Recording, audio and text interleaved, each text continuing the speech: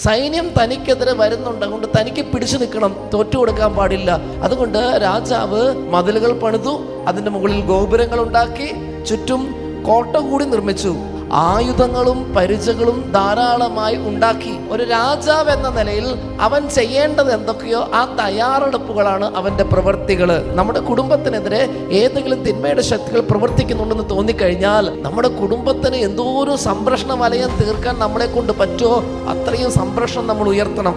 കുർബാന, കുംഭസാരം, കുടുംബ പ്രാർത്ഥന, ജപമാല തുടങ്ങിയ ആത്മീയ കാര്യങ്ങളെല്ലാം വഴിയായിട്ട് നമുക്ക് തന്നെ ഒരു പ്രൊട്ടക്ഷൻ നമ്മൾ ഉണ്ടാക്കണം.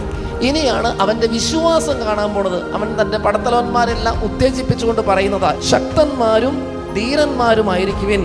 അസീറിയ രാജാവിനെയും അവന്റെ സൈന്യ വ്യൂഹത്തെയും കണ്ട് ഭയപ്പെടുകയോ പരിഭ്രമിക്കുകയോ വേണ്ട.